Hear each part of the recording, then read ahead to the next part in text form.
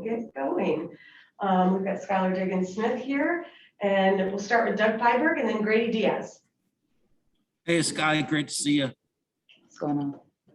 So you guys have had a week to practice now since you got here to Tokyo. How big is that to help you guys chemistry-wise, get everyone sort of more accustomed where people like the ball, just to be able to become more of a team, so to speak, than last week when you guys were sort of learning each other a little bit on the fly? You answered my question for me. But yeah, obviously the more practice time that you get, you start to build that chemistry on both sides of the basketball. Unlike pretty much every other country, we had the least probably amount of practice time together as a full unit. But we got over here pretty early, so we've had a chance now with only 4 people being in the pool instead of 5 traditionally in the Olympics. We have warrants us a little more practice time together. And so we've been doing a good job being productive in that time and just trying to have linear progress, just trying to get better every day, build towards, our ultimate goal of winning a gold medal. And, just really been able to kind of comb the kinks out, if you will. If I can just follow up, you're one of the last groups to sort of start playing here. Is it nerves? Are you anxious for the game? I mean, it's your first Olympics. What's the thought going into you're not playing for another 2 days, so to speak? Yeah, I mean, I would say a little bit of both. It's the fear of unknown, but it's really, it's the game of basketball. So I think at this point, we were able to have a little scrimmage against another team, scrimmage-like, practice against another team today. And that gave us, you could really give that sense of it's ramping up now. And, we see the other games going, we see 3-on-3, we see the men starting today. And so I think a little bit of I don't want to say anxiety, but you're giddy to kind of start, your games and our games. So I think we're all excited. I think we're all over practicing and beating up each other and the excitement of just getting ready to start pool play. And just like I said, working towards our ultimate goal is near. So for me, it's still basketball, but obviously I'm absolutely excited to be playing in my first game in the Olympics. Grady Diaz, and then we'll go to Patrick Waring. Hi, Skylar. How are you feeling, and how do you think you're adjusting to Tokyo? Hey, what's going on? I feel pretty good. I think the hardest part is just being without my son. My husband. It's the longest that I've been away from my son. And so I think that just adjustment of, it's a pretty closed atmosphere as far as you just go to training and that's it. But in the same breath, I guess it kind of just focuses on what we're here for. And that's to play and to win. And so it just kind of helps keep me focused. I've been able to communicate a lot back home, but I would say that's probably the biggest adjustment for me by far is just being away from my son. But it really ignites me even more to get this done, handle business, and go home. What have you learned about yourself throughout this entire Olympic journey? I'm stronger than I think I am. I've always had this lifelong dream of playing the Olympics, and it's no secret. I'm probably the oldest rookie that we probably had on the Olympic team. I feel like I've been in the system, if you will, with USAB for a very long time, but it's just something that I know my son, just teaching him, grit and stick-to-itiveness and to always chase after your dreams. And so it continues to unfold as far as, my story and things that I learned about myself. And just, I guess, the inner strength that I have to overcome, to persevere. And I think we all kind of learn that about ourselves in this time of the pandemic, just enduring. And with it being your first Olympics, what was the opening ceremonies like for you?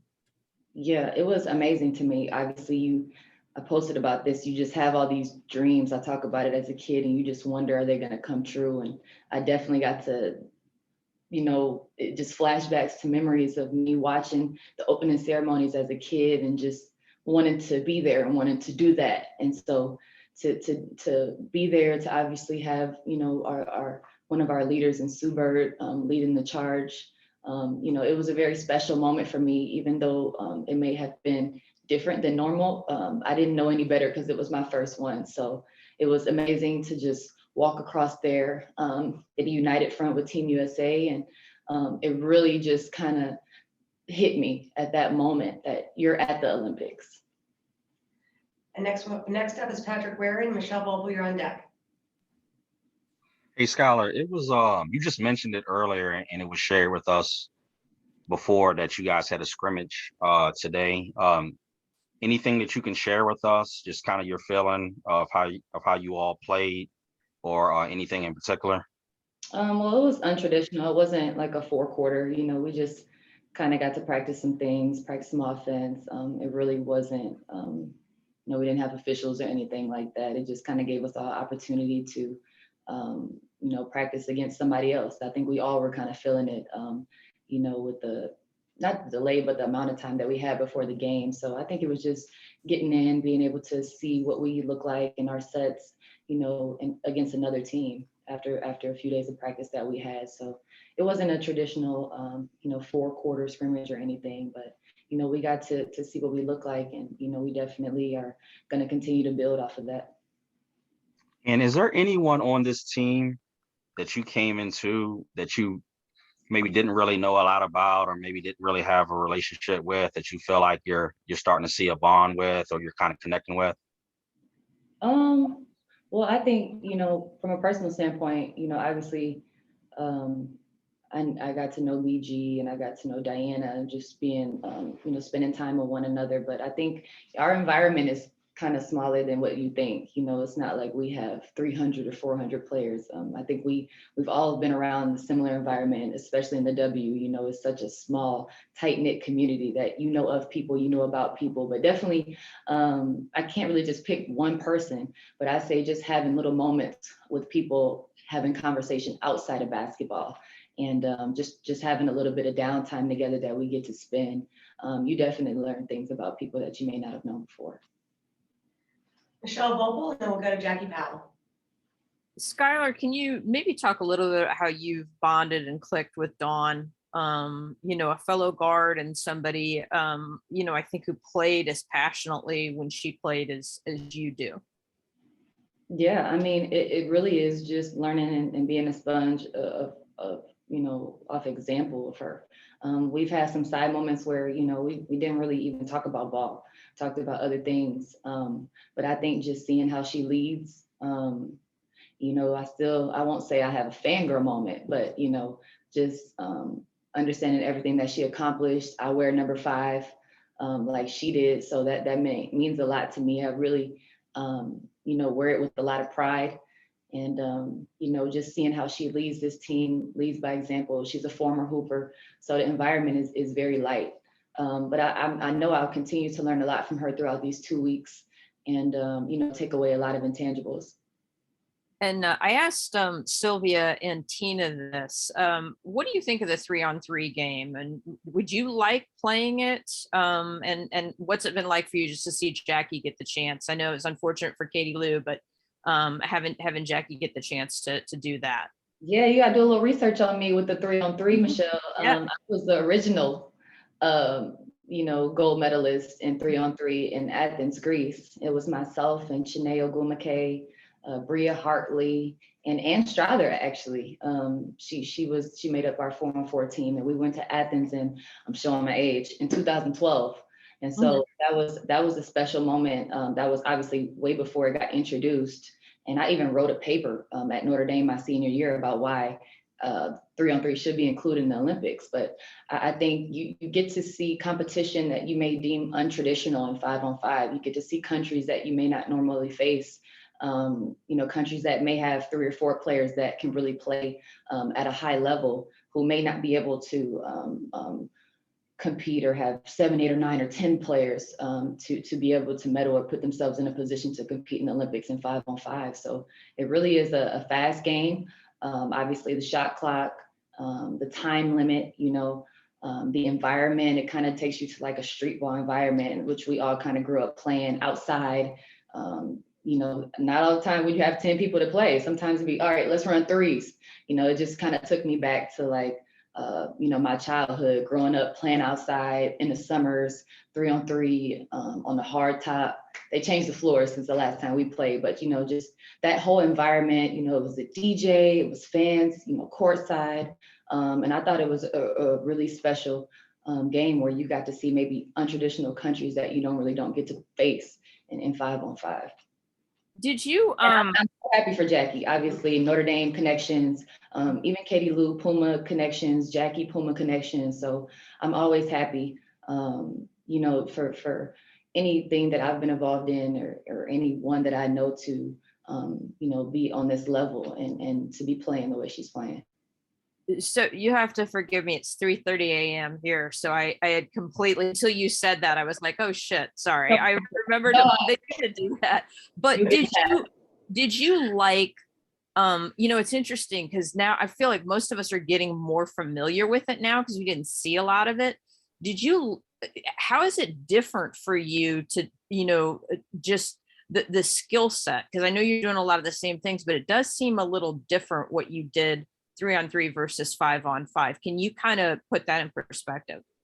Oh yeah, I mean, you only have 4 players, so it's on. It's a lot of isolation basketball, some of it, a lot of triangle style plays, the setting as far as even just getting the ball at the net, it's a lot of more strategy, strategy wise.